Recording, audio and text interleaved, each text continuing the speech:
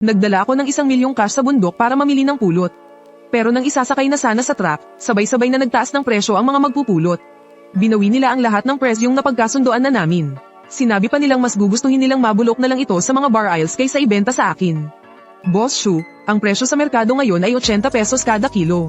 Pero ang alok mong presyo ay 30 pesos lang kada kilo. Lantaran na pagnanakaw na yan. Napatulala na lang ako habang tinitingnan ng binatang ito na hindi ko kilala. Agad namang lumapit ang kapitan ng barangay para magpaliwanag. Boss Shu, siya po si Songzi, ang manugang ni Zhang. Estudyante siya sa kolehiyo na nakakaintindi sa ekonomiya. Ngayon, siya na po ang hahayaang kumatawan sa aming lahat para makipag-usap sa inyo. Habang tinitingnan ko ang mga pamilyar na magpupulot na nagtatago sa likod ni Songzi. Umiiwas sila ng tingin. Doon ko napagtanto na hindi ganoon kasimple ang mga bagay-bagay. Napirmahan na ang kontrata, pinal na ang presyo. Ano pa ba ang dapat pag-usapan? Pero ngumiti pa rin ako. Gipit na tayo sa oras, kaya isakay na muna natin. Kung mayroon man tayong dapat pag-usapan, gawin natin yan pagkatapos magkarga. Upo tayo at mag-usap ng masinsinan. Sandali, biglang sumugod si Zhang mula sa mga tao. Idinipan niya ang kanyang mga braso para harangan ang mga bar aisles ng pulot. Tingnan natin kung sino ang magtatangkang galawin ang pulot namin. Ginang Zhang, ano po ang ibig niyong sabihin? May pinirmahan po tayong kontrata. Nakasulat ito sa itim at puti. Ngayon po ang araw ng paghahatid. At cash po ang bayaran. Sisirain niyo po ba ang kontrata? Biglang tumawa si Songzi na nakatayo sa gilid. Huwag mong gamitin yung kapirasong papel na yan para takutin ang mga tapat na tao. Nasa market economy tayo, kaya dapat lahat ay sumunod sa patakaran ng merkado. Pagkatapos, humarap siya sa mga magpupulot. Sabihin niyo nga sa kanya, magkano na ba ang bentahan ng pulot ngayon? Sa online, umaabot na po ng mahigit 80 pesos. Mayroon pang ang nabenta ng 100. Biglang may isang magpupulot na naglabas ng kanyang cellphone. Pinakita niya ang screenshot ng presyo. Tumingin sa akin si Songzi na may mapanuksong ngiti. Narinig mo ba, Boss Shu, sa presyong ibinigay mo? Hindi ba't sobra ka namang manlamang? Kahit nagalit na ako, matyaga ko pa ring ipinaliwanag sa kanya. Ginoong Song, hindi po ganyan ang kwentada niyan. Una, retail price po yan. Hindi po ang buying price. Pangalawa, sa pagnenegosyo, dapat mayroon tayong isang salita. Isang buwan na ang nakalipas, noong walang bumibili ng pulot. Ako ang nagbigay ng garantisadong presyo. Noong mga panahong iyon, bakit hindi? Ninyo binanggit ang market economy. At saka, para sa pulot ng baryo ninyo. Para mas madaling may hatid sa labas. Pagkatapos ay itinuro ko ang daan sa ilalim ng aking mga paa. Ang daan na ito ay ginestusan ko rin ng 200,000 para maipaayos. Pati na rin ang mga bahay pukyutan, ako ang nagbigay niyan. Kung market economy ang pag-uusapan, hindi ba't dapat isama rin ang mga perang ito sa mga gastusin? Kusa mo namang ginawa yan. Sino ba ang nagmakaawa sa iyo na ipaayos ang daan? Ikaw mismo ang may gustong ipaayos yan. Kaya yan ang tinatawag na sunk cost mo. Anong kinalaman yan sa presyo ng pulot namin? Nagulat akong napatingin kay Zhang. 1 buwan pa lang ang nakalipas. Isa lamang siyang simpleng magsasaka na ang alam lang sabihin ay salamat, boss. Pero ngayon ay lumalabas na sa bibig niya ang salitang sunk cost. Isang economic term na tulad niyan. Pagkatapos, malamig kong tiningnan si Songzi. Ang salitang sunk cost, ikaw ang nagturo sa kanya, no? Tinutulungan ko lang ang mga kababaryo natin na magkaroon ng kaunting kaalaman. Para hindi sila maloko ng mga negosyanteng mapagsamantala. At sila pa ang magpasalamat sa huli. Boss Shu, huwag nyo nang isumbat yung pagpapagawa ng daan. Ngayong maayos na ang daan. Hindi ba't mas madali na ring nakakalabas-pasok ang sasakyan ninyo? Sa madaling salita, para pa rin yan sa sarili ninyong kapakanan. Tama na ang Saturday. Ang pulot na ito ay 30 piso pa rin. Wala kayong makukuha mula rito kahit 1 kilo. Kung gusto ninyong isakay yan sa truck, kailangan sundin ninyo ang presyo ngayon sa merkado. Kung ganoon, magkano ba ang gusto ninyo? Dahil na rin sa ipinagawa ninyong daan. Hindi na namin sisingilin ng 80. Itinaas ni Songzi ang isang palad at iwinagayway sa harap ko. 50 kada kalahating kilo. Walang bawas kahit 1 sentimo. 50. Ang kasalukuyang market price para sa first grade na pulot pukyutan ay nasa 35 hanggang 38 lang. Tapos basta na lang kayo hihingi ng 50. Pangingikil na yan. Kahit anong sabihin mo. Ang mahalaga, nasa amin ang pulot. Yang 15 malalaking truck mo, uuwing walang laman. Sa pinakamababa, malulugi ka ng 10,000 riyan. Idagdag mo pa ang multa para sa paglabag sa kontrata. Ay, mali pala. Itong kontrata mo, halata namang hindi patas. Kahit umabot pa to sa korte, hindi pa kami siguradong matatalo. Lumapit siya sa akin, at ibinaba ang kanyang boses. Boss Shu, itong pulot, kapag ibinalik mo at ni-package. Madali mong maibibenta ng 120. Bigyan mo naman kami ng kaunting parte. Hindi naman siguro yun kalabisan, di ba? Huwag kang maging masyadong sakim. Dahil kung hindi, baka mapahamak ka. Tinitigan ko ang mukha ni Songzi na puno ng masamang balak. Pagkatapos ay tumingin ako kay Lindashan. Happy Lin, ikaw rin ba? Ganito rin ba ang gusto mong sabihin? Boss Shu, lahat naman tayo ay nahihirapan. At saka, tumaas naman talaga ang presyo sa merkado. Magpakita na lang po kayo ng kaunting kabutihang loob. Para sa inyo, ang 50 ay nangangahulugan lang naman ng kaunting bawas sa inyong kikitain, hindi ba? Bawas sa kikitain. Ang totoo niyan, naghanda pa ako ng presyong 38. Iyon ay bilang pakikiramay ko sa pinsalang dulot ng malamig na panahon. Pagpapakita iyon ng aking sinseridad. Pero ngayon, habang kaharap ko ang mga taong ito na ginagawang kahinaan ang kabaitan ko, at itinuturing na obligasyon ko ang aking mga ginagawa, ang sinseridad ko ay para lang pala sa mga taong walang utang na loob. Habang iniisip ko ito, lalo lang umiinit ang ulo ko. Pero sa huli, pinigilan ko pa rin ang sarili ko. Isa akong negosyante, hindi lang pera ang kailangan kong isaalang-alang, kundi pati na rin ang emosyonal na epekto nito. Kung sisibog ako ngayon, sayang talaga ang mga pulot na ito. Kaya huminga ako ng malalim, at kinuha ang kontrata mula sa bulsa ng aking suit. Hinding-hindi ako papayag sa 50, pero inisip ko na talagang naapektuhan kayo ng malamig na panahon. Kaya nagbago ang isip ninyo. Pwede akong magbigay ng konsiderasyon. Biglang nagningning ang mga mata ni Songzi. Akala niya ay natatakot na ako. Hindi naman ako isang taong hindi makatwiran. 38 yuan, yan na ang pinakamataas na presyong maibibigay ko sa ngayon. Itong dagdag na 8 yuan. Turing nyo ng pakikisama mula sa akin, si Shu. Isakay na sa truck ngayon. At babayaran ko ng cash. Sa merkado noong panahong iyon, ito na talaga ang pinakamataas na presyo ng pagbili. Akala ko ay sapat na iyon para magkasundo kami. Kung may kaunti lang silang utak, dapat ay pumayag na sila. Ngunit, minaliit ko ang kasakiman ng tao. 38, pinamumukha mo ba kaming pulubi? Sabi pa ni Songzi. Ang honey na ito ay nagkakahalaga ng 80. Tapos bibigyan mo kami ng 38. Masyado ka namang sekim. Boss Shu, ginagawa mo ba kaming tanga? 51, hindi bababa dyan. Kung wala kang sinseridad, maaari ka nang umalis. Itong honey, kami na lang mismo ang magbebenta sa live stream. Ibenta namin ng 100. Huwag ka sanang maiinggit. Oo, kami na mismo ang magbebenta. Sekim na negosyante, lumayas ka sa aming nayon. Ang galit ng mga naudyukang beekeeper ay lalong tumindi. May ilan pang ang nagsimulang itulak ang driver ko. Habang tinitingnan ko ang grupong ito ng mga taong galit na galit, bigla kong naramdaman na ang cash sa likod ng sasakyan ay napakawalang kwenta. Dati, dahil mahirap ang daan sa bundok, ang pulot dito ay hindi may benta taon-taon. At naibebenta lang ito sa pinakamataas na 15 yuan kada gin. Nang malaman ko ang sitwasyon, hindi lang ako gumastos mula sa sarili kong bulsa para ipaayos ang daan. Nagbigay pa ako ng mataas na presyo na 30 yuan kada gin. At nangako na kahit ito ay first class honey, o kahit medyo mababa ang kalidad nito, bibilhin ko ang lahat sa presyong iyan. Isinasaalang-alang ang mga posibleng masira sa transportasyon at ang problema sa pagpapanatili ng kasariwaan ng pulot. Espesyal akong umorder ng maramihan. Mga food grade na high-density polyethylene na drum. Nagpagawa rin ako ng daan-daang mayroong temperature control, ng mga bagong istilong bahay pukyutan na kayang eye monitor. Maaga kong ipinadala sa nayon para ibigay sa kanila. Hindi inaasahan, nakaranas ang buong bansa ng isang pambihirang biglaang paglamig. Ito ay isang malamig na hangin ng taglagas. Malaking bahagi ng mga pinagkukunan ng nectar sa Hilaga ay nagyelo. Ang ilang mga pangunahing lugar na nagpoproduce ng pulot sa timog. Dahil din sa sunod-sunod na maulap at maulang panahon, bumagsak sa kalahati ang produksyon. Ngunit dahil sa espesyal na lokasyon ng Bee Village, nasa isang microclimate zone ito na isang lambak sa pagitan ng dalawang bundok.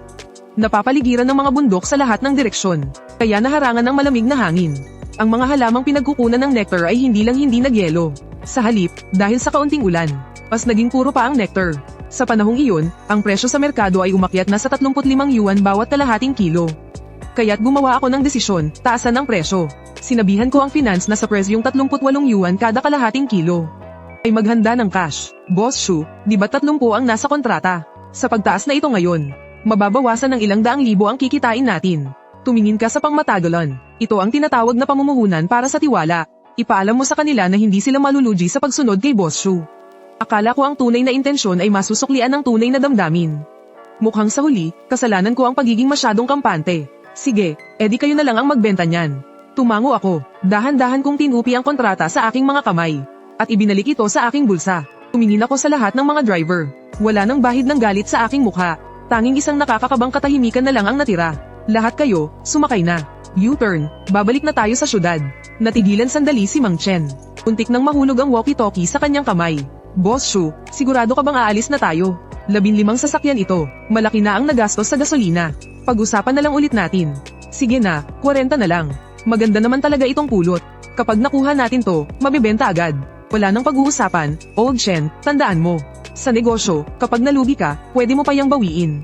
Pero kung hahayaan mong year up ng pagkatao mo, at kailangan mo pang magkunwaring masaya, hinding-hindi mo na maiaangat ang noo mo habang buhay. Sundin ang utos, lahat kayo, ihanda ang sasakyan, babalik na tayo sa syudad. Malinaw na hindi ito inaasahan ng lahat. Ang akala nila ay magmamakaawa ako, na makikipagtawaran, na parang ahas na hawak sa leeg, at sa huli ay mapipilitang pumayag sa katawa-tawang presyo na 50 yuan.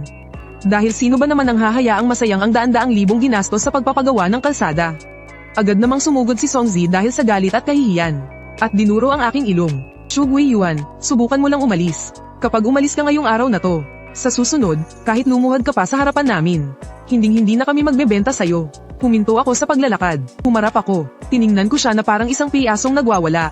Mga kababayan, tandaan ninyo ang mga sinabi nyo ngayong araw. Kung ako ba ang walang konsensya, o kayo ang hindi makatarungan. Nakikita yan ng nasa itaas. Huwag mong gamitin ang langit para takutin kami. Pinoprotektahan lang namin ang aming mga karapatan. Ikaw ang sobrang ganid. Sige, kung sa tingin ninyo ay maibebenta ninyo yan ng 100 sa livestream. E di sana'y pagpalain kayo ng malaking yaman. Ang ganitong klase ng kayamanan ay hindi para sa isang tulad kong si Shu na walang gaanong swerte. Ibinibigay ko na sa inyo para kayo na ang makinabang. Pagkasabi ko niyan, sumakay ako sa kotse nang hindi man lang lumilingon.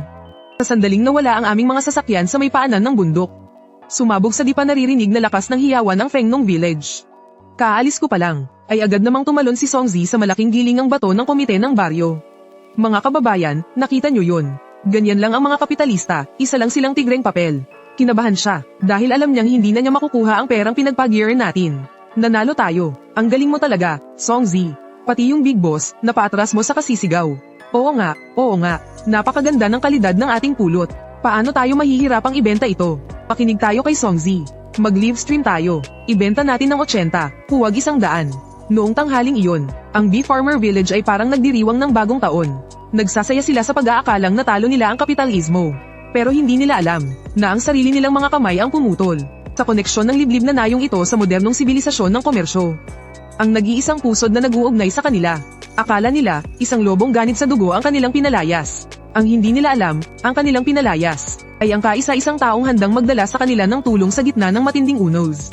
Pagkabalik sa kumpanya, inutusan ko ang finance director na kunin ang 1 milyong cash, at muling ideposito sa bangko.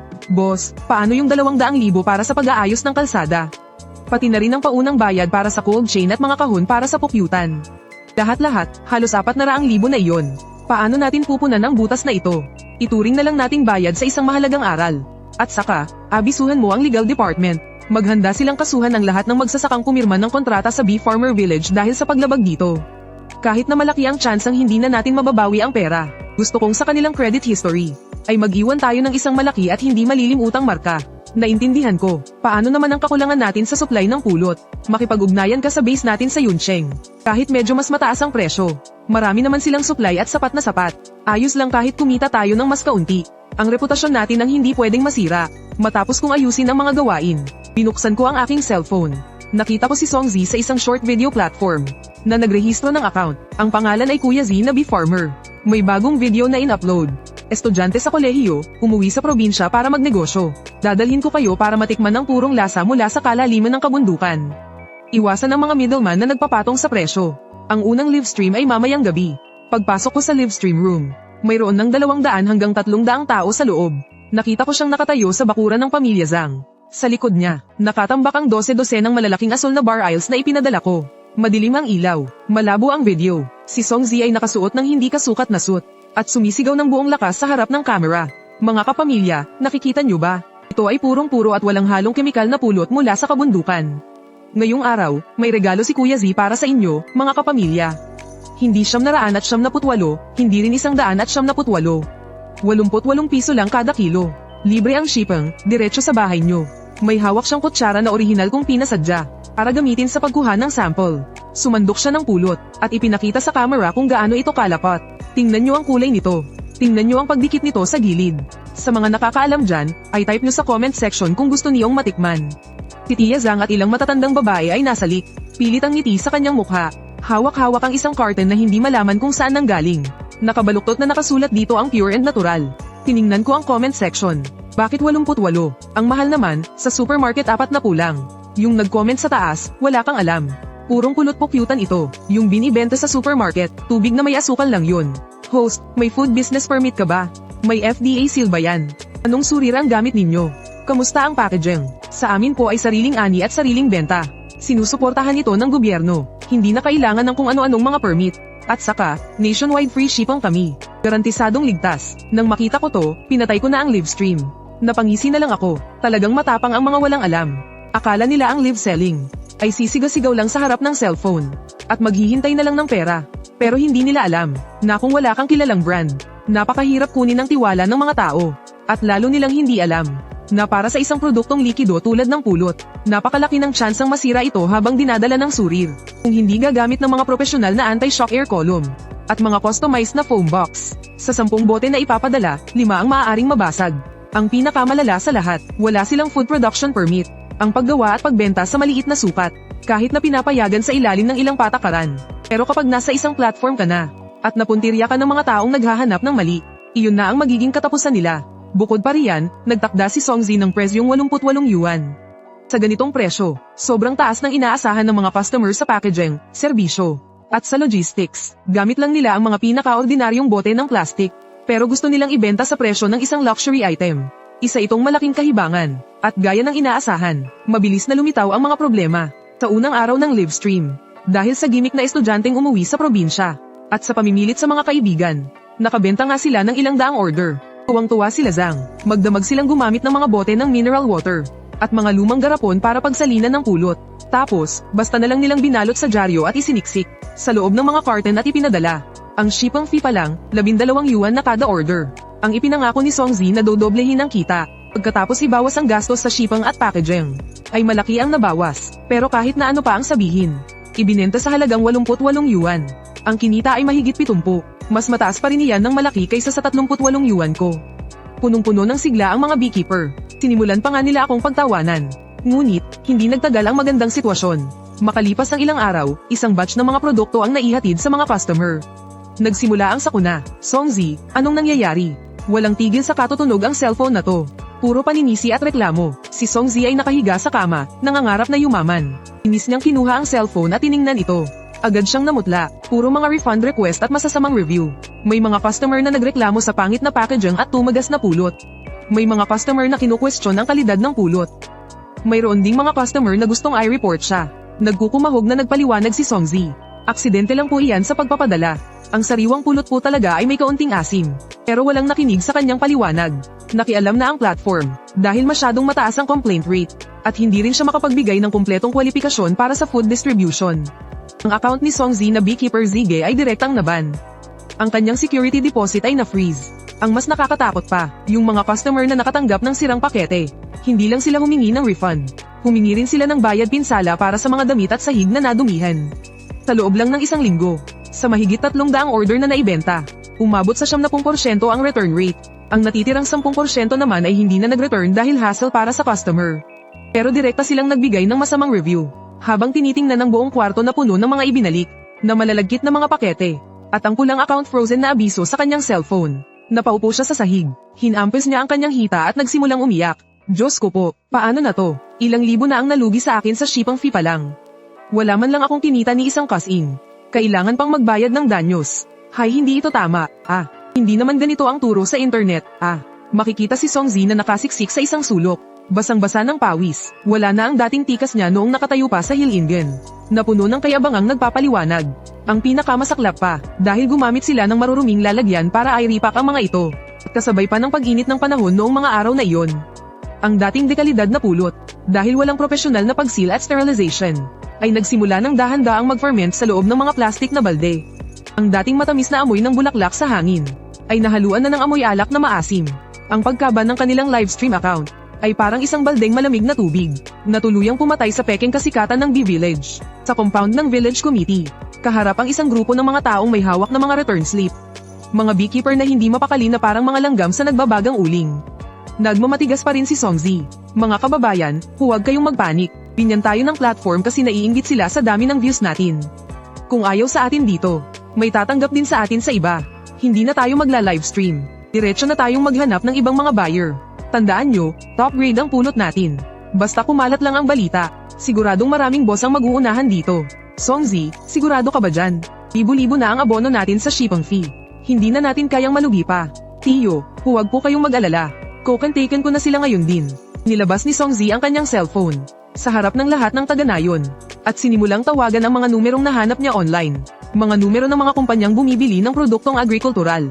Pero ang hindi niya alam, sa ikalawang araw pa lang mula nang umalis ako sa B-Village, ay ipinost ko na sa group chat ng Asosasyon ng mga Agricultural Products sa probinsya ang obyektibong salaysay ng mga nangyari sa B-Village. Para sa mga nasa supply chain, ang pinakakinatatakutan ay ang mga supplier na hindi tapat.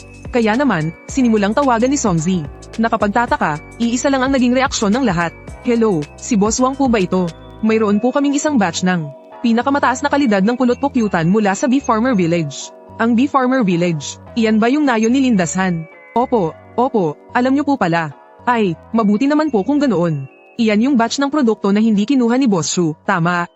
Ang lalakas naman ng loob ninyo. Pati si Boss Shu, naglakas loob kayong hindi siputin. Ayoko namang madamay sa gulo. Gusto ko pa ring makipagnegosyo kay Boss Shu. Nagbago ang ekspresyon sa mukha ni Songzi. Pilit na ngumiti si Songzi at sinabi sa mga bee farmer, humanap tayo ng iba. Manager Leo, bumibili po kayo ng maraming pulot pukyutan, tama po ba? Mayroon po kaming 30,000 gin dito.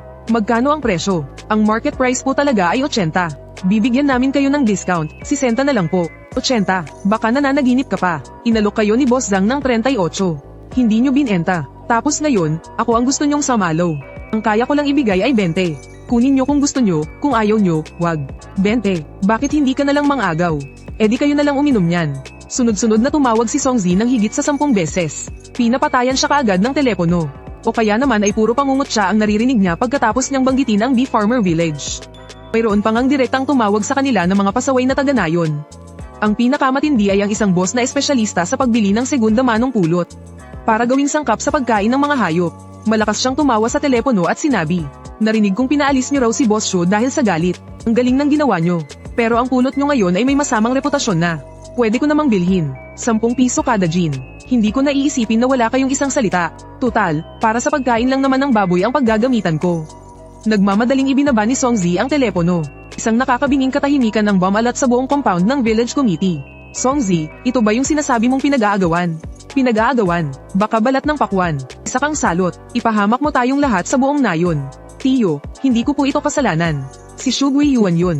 Siguradong siya ang may kagagawan nito. Bina-blacklist niya tayo.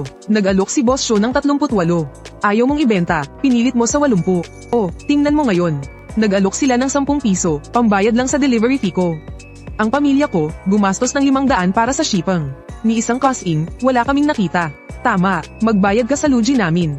At saka yung 2 bar ice kong pulot, nasira lahat noong nililipat sa ibang lalagyan. Agad na nawalan ng kontrol ang mga tagapag-alaga ng pukyutan. Ang estudyanteng galing universidad na dati itinaas sa isang pedestal, ngayon ay naging isang basang sisiw na kinamumuhian ng lahat. Si Songzi ay tinulak-tulak hanggang sa halos matamba. Ang dati niyang makintab na buhok ay nag-ulo na parang pugad ng manok. Nasa opisina ako, pinakikinggan ang voice message na ipinadala ng aking impormante. Isang malamig na ngiti ang sumilay sa aking mga labi. Ito ang tinatawag na paghuhukay ng sariling libingan. Ang mundo ng negosyo ay may sariling mga patakaran. Kapag sinira mo ang mga patakaran para sa maliit na panandaliang kita, ang mga patakaran din ang walang awang dudurog sa iyo. Hindi ko kailangang sadyaing ay blacklist sila. Kailangan ko lang sabihin ang katotohanan. At ang sistemang ito, na nagpapahalaga sa kredibilidad, ay kusa na silang ititiwalag. Ngunit hindi pa ito ang pinakamatinding kasawian para sa mga tagapag-alaga ng pukyutan. Kung hindi lang nila ito may benta, pwede pa nilang ibenta sa mas mababang halaga. O kaya'y itabi na lang at unti-unting kainin. Pero tila inisip ng tadhana, na hindi pa sapat ang aral na ibinibigay sa kanila. Sa mga sumunod na araw, ang temperatura sa kabundukan ay biglang tumaas sa kakaibang paraan.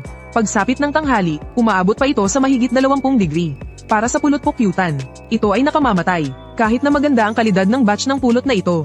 Pero dahil sa live stream, paulit-ulit nilang isinalin palabas at paloob ang honey mula sa mga selyadong bar aisles. Para ipakita ang pagripak, ng ice ship na, gumamit sila ng mga gamit sa pagripak na hindi sterilized. At para mas mapadali ang pagripak, hindi nila ginamit ang mga professional na selyadong takip na ibinigay ko sa kanila.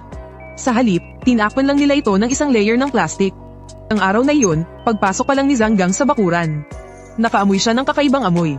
Hindi amoy ng bulaklak, kundi isang maasim na amoy na parang alak. Dali-dali siyang tumakbo at inalis ang plastic na takip ng isang malaking bar aisles.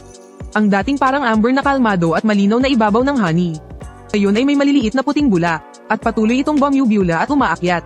Isang malakas na amoy asim ang sumalubong sa kanya. Sa tindi ng amoy ay halos matamba siya. Mahal, mahal, halika rito, bilis. Hindi nagtagal, nagkagulo na ang buong nayon. Hindi lang sa pamilya Zhang. Halos lahat ng pamilya ay nagkaproblema sa kanilang honey. Ang mga beekeepers ay nag-iiyakan. habang tinitingnan ng kanilang honey na bumubula at nagiging maasim na tubig. Hindi nila alam ang gagawin. Tinitingnan ni Lindashan ang kanyang bakuran. Ang mga plastic na bar aisles doon ay umumbok na parang mga lobo. Napaluhod siya sa lupa, dumakat siya ng fermented na honey at isinubo ito. At agad niya itong iniluwa. Wala na, tapos na ang lahat. Nag-ferment na ang honey. Ngayon, huwag mo nang sabihing 38. Kahit bayaran mo pa ang isang tao para kunin ito, aayawan pa rin nila dahil dagdag lang sa kalat. Ang dating 30,000 kilo ng likidong ginto, ngayon, ay naging 30,000 kilo ng likidong basura na kailangang itapon. Habang ang buong nayon ay nakatingin sa kanilang mga bakuran na puno ng maasim na tubig. At naghihinagpis, si Songzi ay may dalang bag at pasimpleng naghahandang tumakas mula sa nayon. Ilang araw na siyang nagtatago sa bahay ng kanyang biyenan at hindi naglalakas loob na lumabas. Ngayong nasira na ang honey, alam niyang kung hindi pa siya aalis, baka mapatay siya. Ngunit mabilis siyang namataan ng mga beekeeper na nagbabantay sa kanya, at hinarang sa pasukan ng nayon. Tinatangka mong takasan kami kasama yang walang kwenta mong teorya sa marketing. Huwag kang umasa, ibenta mo para sa amin itong panes na pulot. Kung hindi mo yan may benta, huwag kang umasang makakaalis sa nayon na to ngayon. Mga tiyo, mga lolo, ito po ay isang natural na sakuna. Wala po tayong magagawa dito. Hindi ko rin po inasahan na iinit ng ganito. Hindi ko rin po inasahan na masisira ang pulot. Hindi mo inasahan. Nang dumating si Boss Shu, may dala siyang refrigerated truck. Ikaw ang sumigaw sa kanya para paalisin. Nagbigay si Boss Shu ng mga selyadong lalagyan. Ikaw ang nagsabi sa aming buksan yun para mag-livestream. Bayaran mo ang pera ko. Bayaran mo ang buhay ko. Nabulag ako. Naniwala ako sa mga kasinungalingan mo. 60,000 piso yun. Pang-aral sana yun ng anak ko. Ngayon, naging panes na lahat. Ibalik mo ang pera ko. Nakatayo sa labas ng grupo si Lindashan, pinapanood ang kaguluhan. Ang pipa na hawak niya, ay pilit niyang binali. Tiningnan niya ang gulo sa sahig. Biglang sumagi sa isip niya ang araw na iyon. Ang tingin sa mga mata ko noong umalis ako. Hindi iyon galit, kundi awa. Anong laking kasalanan. Noon, 38 ang alok ni Boss Shu. Bakit ba ako nagdilim ang paningin at inisip na kakarampot lang yun? Perang-pera na sana yun. Ngayon, wala na ang pera. Sarado na ang daan, sira pa ang pangalan. Pati ang ugnayan namin bilang magkakamag-anak ay nasira na. Sa sandaling ito, ang buong nayon ng mga beekeeper ay napuno ng nakakasulasok na amoy ng asim at pagkabulok. Iyon ang amoy ng umasim na pulot, at amoy din ng kasakimang nabubulok. Samantala, sa isang syudad na 100 kilometro ang layo, ako naman ay nakaupo sa isang mamahaling restaurant. Nasa harapan ko ang bago kong business partner mula sa Yuncheng. Boss Shu, maraming salamat sa tiwala ninyo sa pagkakataong ito. Naipagkatiwala sa amin ang ganito kalaking order. Ang integridad ang pinakamahalaga, basta't maganda ang produkto at totoo kang kausap. Hindi problema ang presyo. Nag-vibrate ang cellphone ko. Isang video mula sa aking informant.